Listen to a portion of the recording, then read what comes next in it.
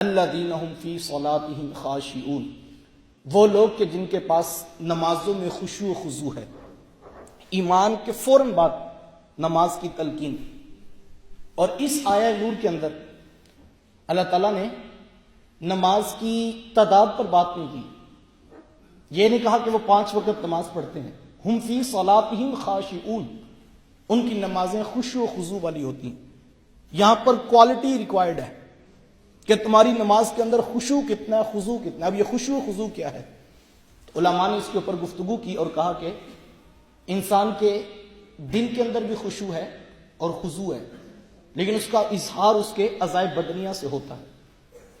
جب کوئی پولیس مین افسر کے سامنے کھڑا ہوتا ہے تو اس کی باڈی لینگویج بتا رہی ہوتی ہے کس انداز میں اس کے سامنے کھڑا ہے۔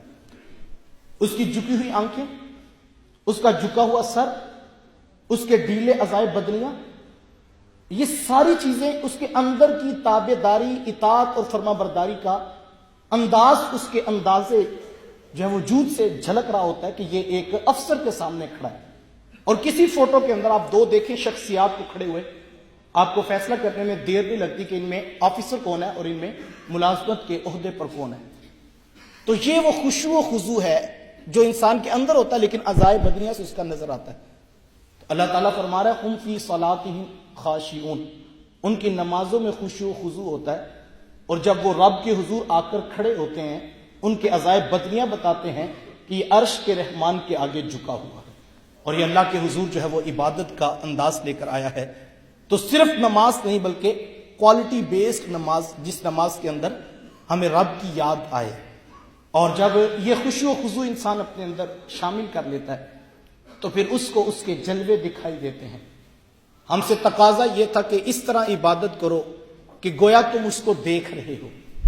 یہ عبادت کا پہلا بڑا معیار متعین کیا، میں اللہ کی عبادت اس طرح کرو گویا کہ تم اس کو دیکھ رہے ہو۔ اور اگر یہ کیفیت نہ پیدا ہو سکے تو فرمایا یہ یقین پیدا کر لو کہ وہ تو تمہیں دیکھ رہا۔ تو ان دونوں کیٹیگری کے اندر ہم نے اپنی نماز کو جو ہے وہ فلفل کرنا ہے کہ اس طرح کی نماز ادا کی جائے۔ کسی نے حضرت علی المرتضیٰ رضی اللہ تعالی عنہ سے پوچھا تھا کہ اے علی، جس رب کے حضور 5 مرتبہ سجدہ ریز ہوتے ہو، کیا اس رب کو کبھی دیکھا بھی ہے؟ تو مولا کائنات فرمانے لگے کہ کبھی کی کیا بات کرتے ہو، علی تو اتنی دیر تک سر سجدے سے نہیں اٹھاتا جب تک اس کا جلوہ دیکھ نہیں لیتا۔ کہا علی نے وہ سجدہ کیا ہی نہیں جس میں اس کو دیکھا نہ ہو۔ تو یہ وہ خشوع و خضوع کب پیدا ہوتا ہے؟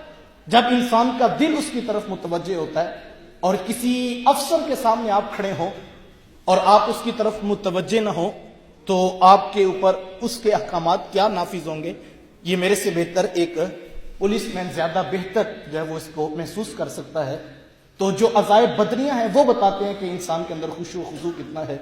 حضور علیہ السلام تشریف فرماتے، مسجد نبوی کا ماحول تھا، ایک شخص مسجد میں آیا اور وہ نماز پڑھ رہا تھا، اور نماز پڑھتے پڑھتے وہ اپنی داڑھی کے ساتھ یوں بال سیدھے کر رہا تھا۔ تو حضور نے اس کو دیکھ کر فرمایا کہ اس کے دل میں اگر خشوع و خضوع ہوتا تو اس کے ہاتھ یوں حرکت نہ کرتے، اس کو پتا ہوتا کہ میں کس رب کے حضور کھڑا ہوں اور اتنی بڑی بارگاہ میں کھڑے ہو کر یہ اپنے بال سیٹ کر رہا ہے، تو اس کا مطلب ہے کہ اس کے دل کے اندر خشوع و خضوع نہیں ہے۔ تو مجھے اور آپ کو نماز بھی ادا کرنی ہے، کیونکہ فوز و فلاح کامیابی کا پہلا معیار ایمان کے بعد وہ نماز کی حفاظت ہے اور نماز کی خشوع و خضوع کے ساتھ ادائیگی ہے۔ اور خشوع و خضوع کا ایک مفہوم یہ ہے کہ انسان جو کھڑے ہو کر الفاظ ادا کر رہا ہے وہ صرف لفظوں کی ایک مشق نہ ہو، بلکہ جو زبان سے کہہ رہا ہے اس کے اوپر دل گواہی دے رہا ہو۔ اب وہ ثنا سے لے کر یوم یقوم الحساب تک پوری نماز میں جو کہہ رہا ہے وہ اللہ کے حضور اقرار کر رہا ہے۔ اور کسی افسر شاہی کے سامنے جب کوئی شخص کھڑے ہو کر اقرار کر لیتا ہے پھر اس کے لیے گنجائش باقی نہیں بچتی ہے کہ وہ اپنے عہد و پیمان سے انحراف کر جائے۔